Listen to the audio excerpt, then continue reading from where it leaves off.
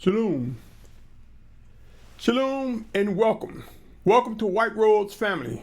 My name is Symmanayah, and these are the words I am compelled to present to an awakening set-apart nation.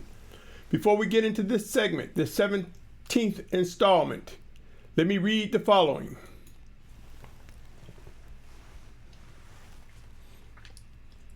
Warning and disclaimer. The information contained on this channel is for individuals who believe they are drawn by the Almighty Creator Yahuah to Yahusha Mashyach.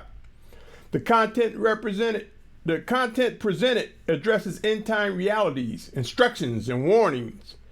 End times are here, and there are three things to accept that are promised by the Almighty Creator. 1. Discipline. 2. Vengeance. 3. Wrath. Please be advised this site is not intended for children under 16 years of age due to its content and to be compliant with specific rules and regulations. By continuing forward, you agree to hold Symmanayah harmless of any influence in or actions that arise as a result of watching, listening, and reviewing the content presented. The views expressed do not reflect the owners, management, and or shareholders of this media platform. My brothers and sisters, I also want to bring your attention to some words that I think are key when it comes to vetting, examining things, one another, as well as things we find ourselves participating in or caught up in. Words, key words to inquire, to examine: belief, see, focus, hear, listen, time, who, what, why, where, how, and when. My brothers and sisters, these are some critical words that I believe we should keep in mind when we are indeed examining the matter. In this segment, my brothers and sisters, this 17th installment, I want to bring your attention to building life in unity. I want to direct your attention to Matthew's 10th chapter, verse 39, Matthew 16, 25, and Matthew 19, 29. Again, my brothers and sisters, I want to direct your attention to those verses. Bear with me just 1 second.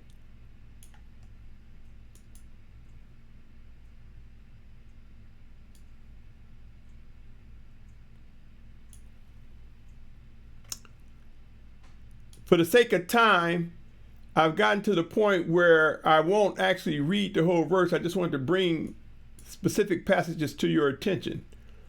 Matthew 10:39.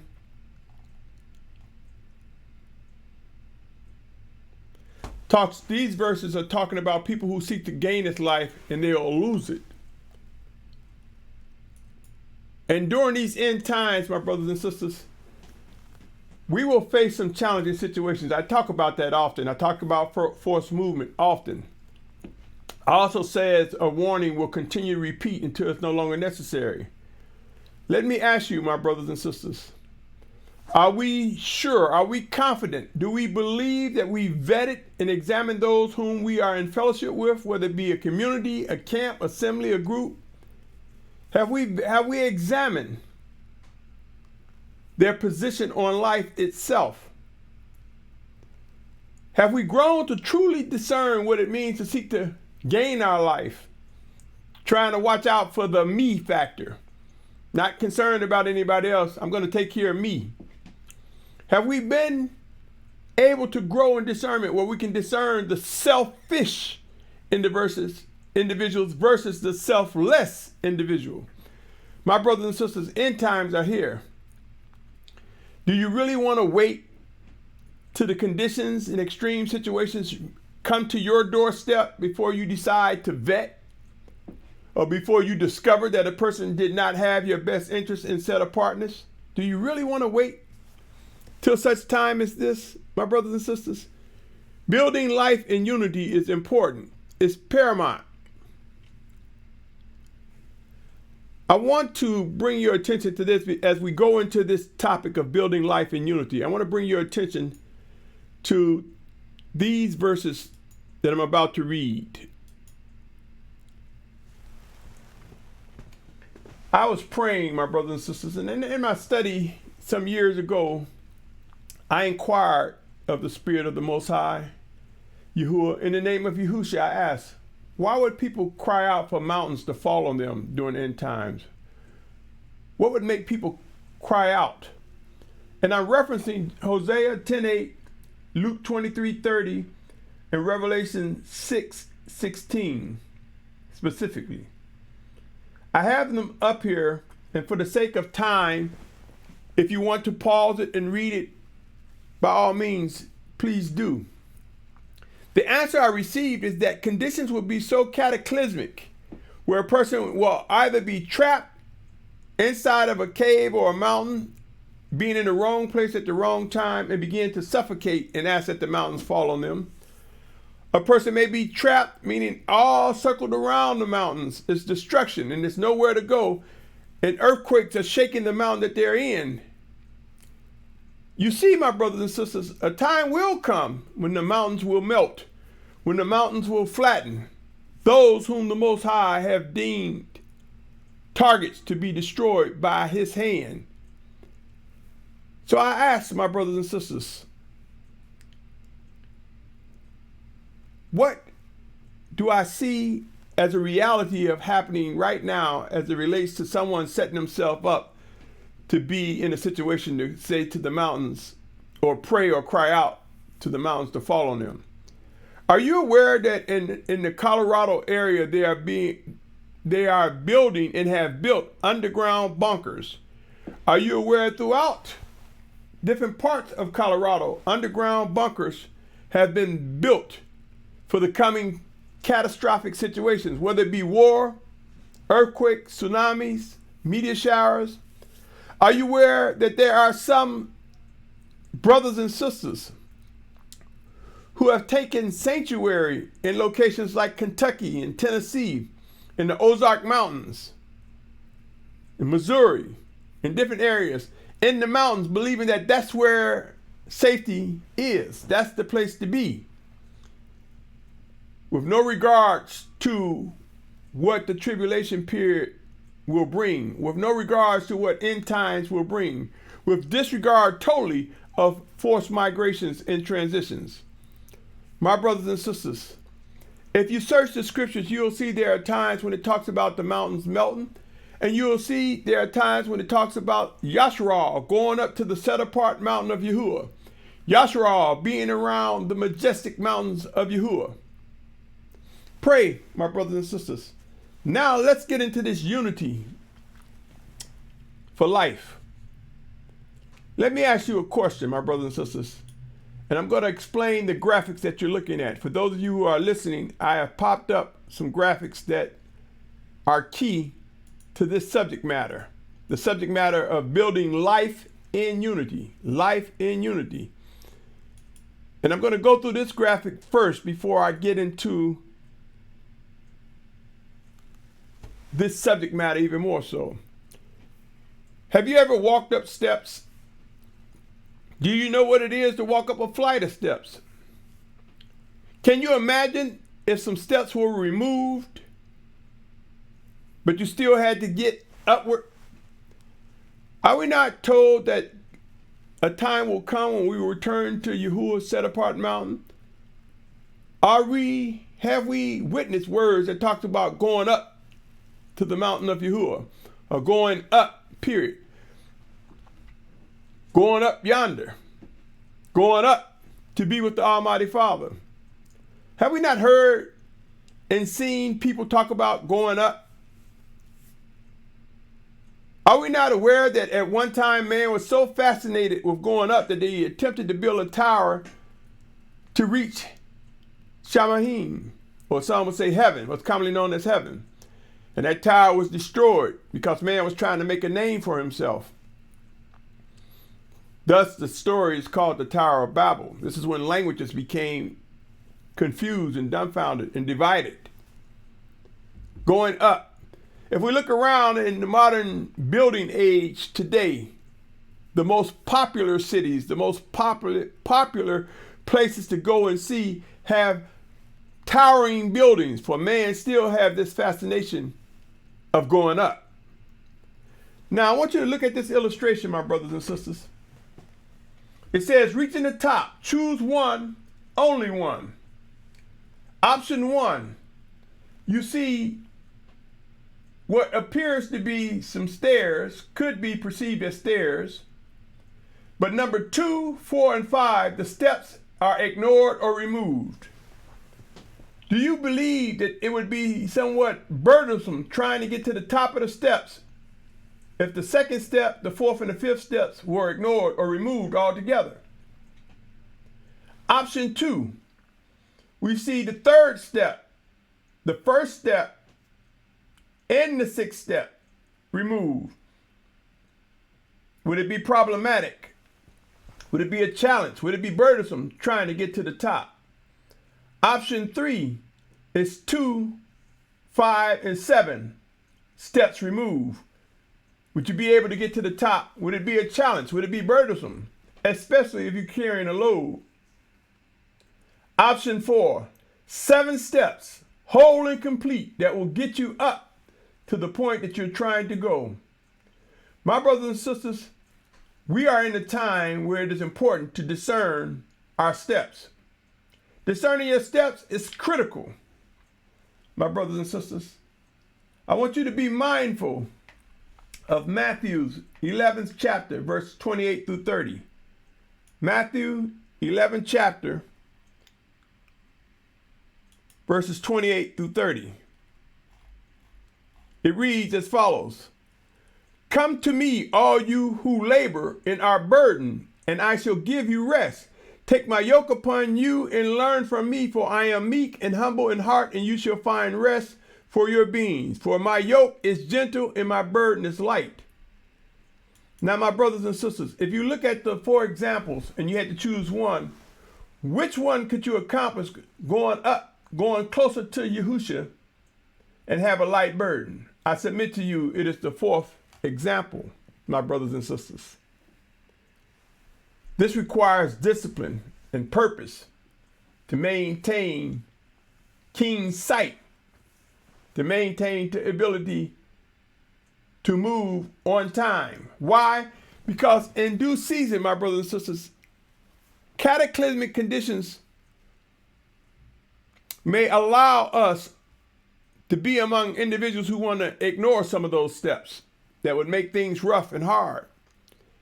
Emergency situations, being around people that do not have our best interests, may make going up those steps like some steps are missing. My brothers and sisters, keep this in mind as we press forward.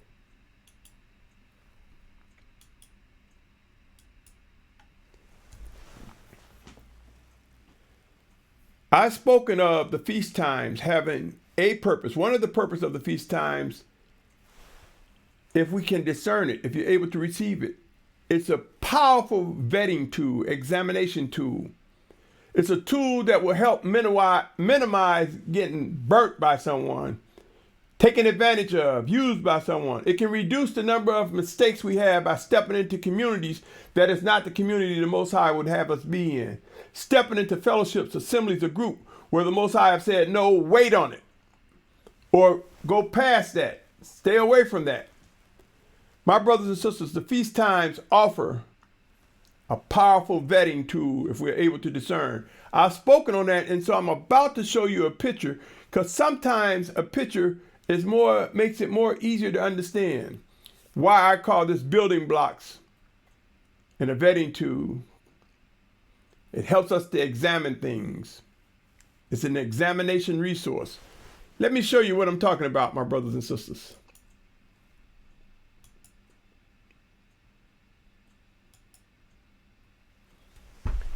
Consider those steps I was showing. And consider the life in the 23rd chapter of Leviticus. It talks about the feast times. And I've said often, my brothers and sisters, you have the literal and there's the spiritual. Who have read when the Mashyach talked about in John, the water that he provides is endless water. You'll never thirst again. I submit to you what he is saying as you read the scriptures. You can read them over and over and over and over again and get something new, something more, something that reinforces what you got out of the last time. They connect. Now, when they conflict, something is wrong. But when you can read the scriptures from cover to cover over and over again and get something new that strengthens you, that is the fulfillment of witnessing endless water from the scriptures. So I say that to say, coming back to the building blocks of life, Leviticus 23rd chapter, the feast times. The first feast, Passover. The second, unleavened bread. The third, first fruit. The fourth, harvest. The fifth, atonement. The fifth is trumpets. The sixth, atonement. The seventh, tabernacle. Passover number 1, unleavened bread number 2, first fruit number 3, harvest number 4, trumpets number 5, atonement number 6, tabernacle number 5. My brothers and sisters, I want to bring your attention again to John 6:44, which talks about being drawn. And I ask you, is the Almighty Father Yahuah drawing us up towards him, to look up towards him? And is he letting us know that we must recognize his word manifest in the person of Yahusha? For it is written in John 12:32, if we lift Yahusha up, he will draw all men to himself. Lift him up, the word up again. My brothers and sisters, you hear me say show and tell. And I present this example. Now think about what I showed you in the previous slide.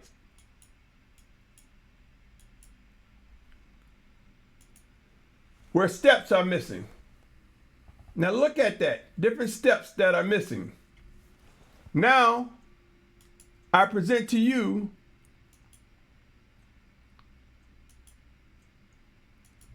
my brothers and sisters, steps in the feast times. Now imagine, when I talk about vetting tools, imagine if someone say, let's talk about harvest. I don't want to talk about Passover and first fruits.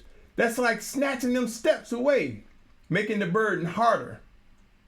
Remember I read about Yahusha making the burden light. His yoke is easy and burden light. Imagine somebody say, I don't want to talk about first fruits, harvest, and trumpets. That's removing steps, my brothers and sisters. It creates difficulties within the fellowship. It creates brokenness, incompleteness.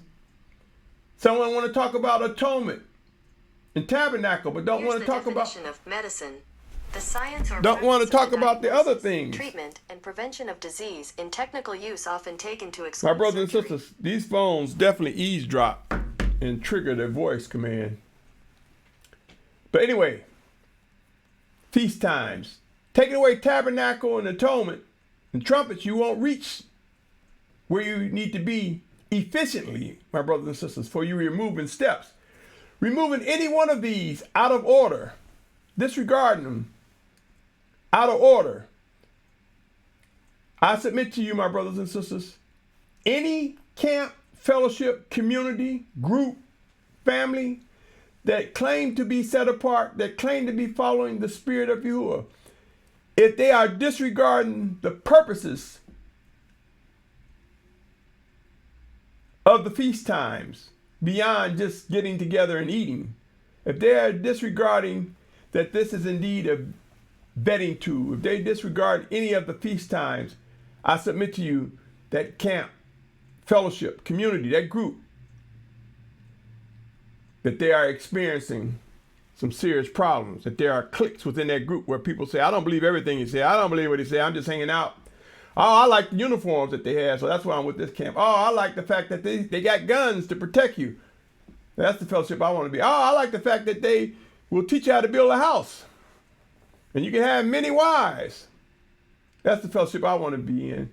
Oh, I like the fact that you can be downtown, in the midst of it all. That's the camp I want to be, in the big city. Choosing the camp or fellowship for whatever reason, if they're disregarding the vetting tools that the Most High have laid out. You see, my brothers and sisters, there's a reason why the Most High said, teach this to your children from generation to generation. Look at it again and just imagine if steps are removed, my brothers and sisters, it will make our walk challenging.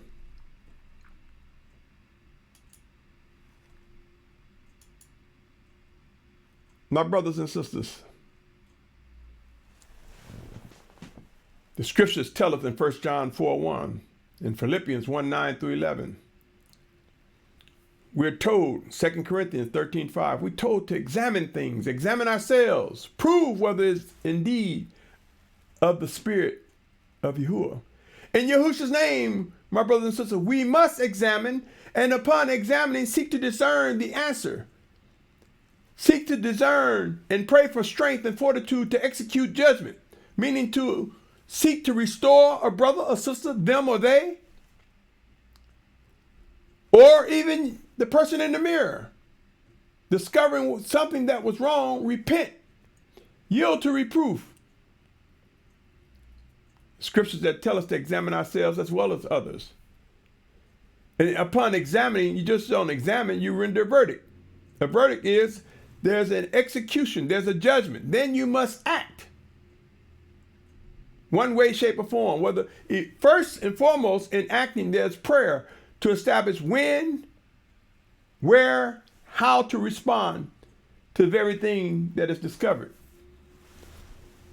My brothers, end times are here. The realities of what is expected are important.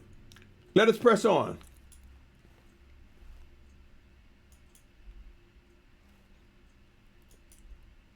In the coming days, my brothers and sisters, there will be relocation. There will be changes.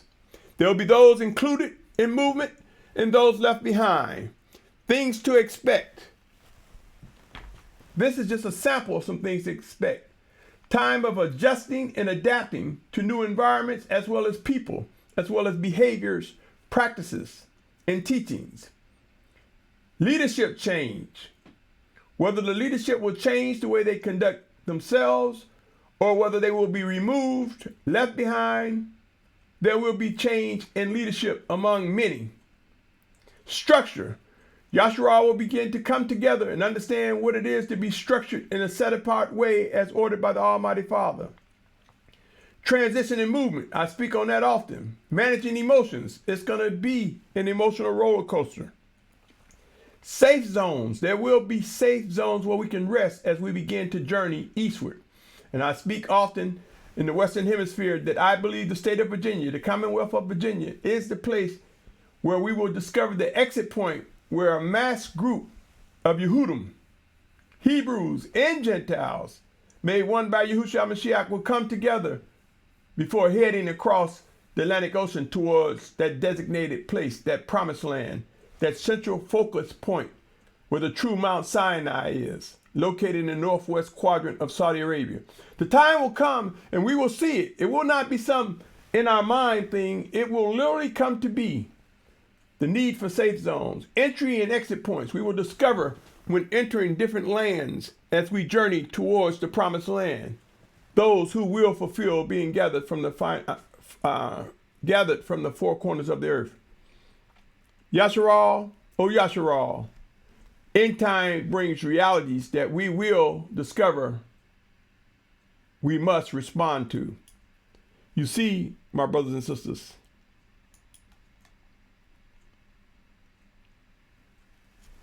the 144,000 Hebrews in great multitude will emerge. They're not going to just flash at the blink of an eye. All of a sudden you see, wow, I see 140, I see 12,000 individuals from each of the 12 tribes of Hebrews. I see 100 of Yashar'al. I see 144,000. That's mentioned in Revelation 7. Wow, and a great multitude. This is not just going to just blink and it happened, my brothers and sisters. We will begin to see movement. We will begin to see the emergence as people begin to come together. End times are here. True set-apart family are individuals from different nations made one by Yahusha Mashyach, consisting of Hebrews and Gentiles as defined by the scriptures, my brothers and sisters. Pray and watch. End times are real. Yashar'al. What say you? Are you going to be a participant in the building up of a set-apart awakening nation? Are you going to be a supporter of a sound plan to bring Yashar'al together?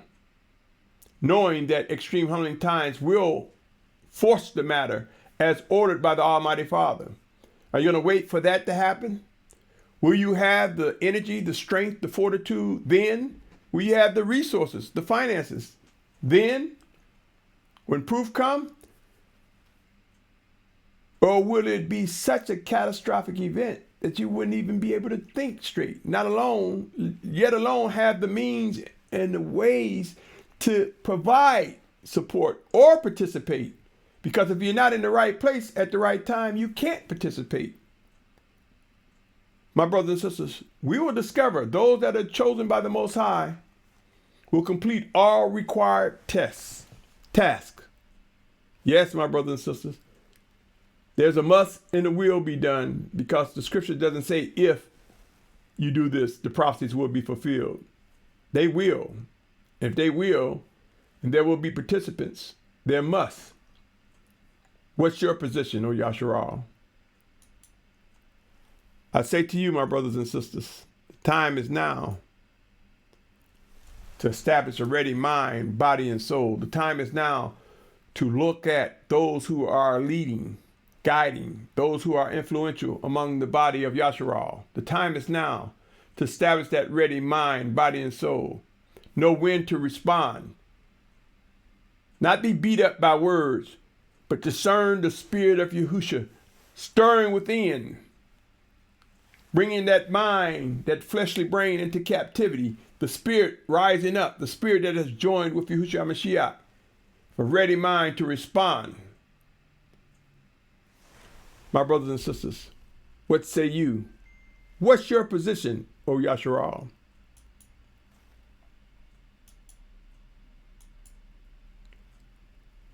I say to you,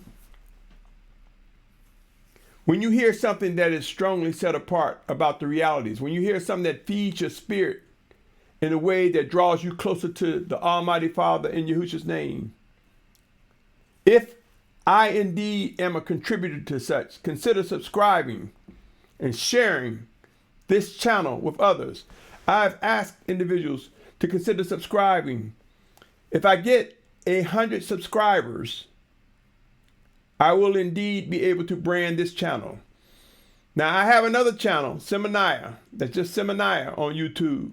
And I have a little over 700 subscribers.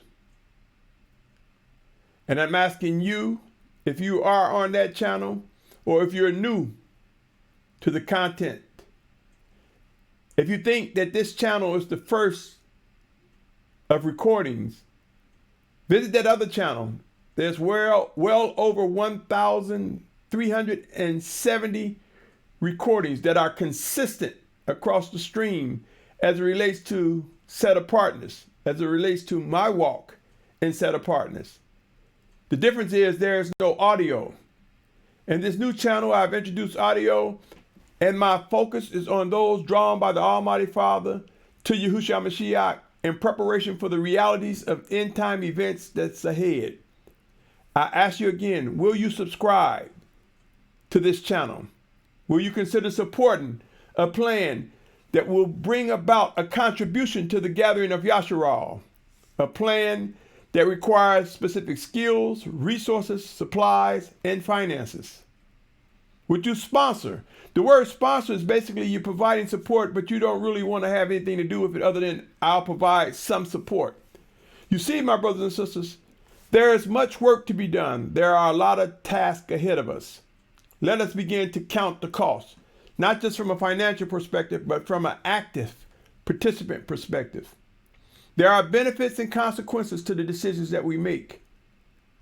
Some will be light, some will be severe, some will be grand, some will be small. What say you, my brothers and sisters? Will you subscribe? Would you share? Will you support? I've set up a Cash App under White Robes, my brothers and sisters. Will you consider supporting? As I bring this segment to an end, I say to you, listener, this video, these words reach you for a reason. What that reason is between you and the Spirit of the Most High Father. In the name of Yahusha, it is not by my words, it is by the power and might of the Spirit of Yahuah, how you receive and interpret the words that I present. Were they ordered by the Almighty Father? Though I may say I believe, and I do say I believe they were. It is up to you in your prayer time, in your communion with the Most High, to see if your spirit bears witness to the message I just presented. Choose wisely, my brothers and sisters. There are no rewind buttons. A sense of urgency will grow. Stay tuned. There's much more to come. The next two recordings, the graphics is going to be somewhat similar, my brothers and sisters. So do not think you're looking at the same video again, because the words are a little bit different, but there are some similar graphics. There's one slide that is exactly the same as it is here. This is the 17th segment. So 17, 18, and 19 will have one slide that is identical, that's dealing with steps, and if steps are removed. I ask that you stay tuned and pay close attention, my brothers and sisters, for vetting and examination will ease the pain and reduce the stumbles and fall of getting in the wrong camp, getting with the wrong individual or individuals. It will help minimize the pain of those mistakes if we're able to allow it to be exercised within us. On that note, stay tuned, O set apart family. Stay tuned, my brother, my sister, who seek to do the will of the Almighty Father. In the name of Yahusha, I salute your patience and your pursuit of set apartness. I say to you, my family, Shalum.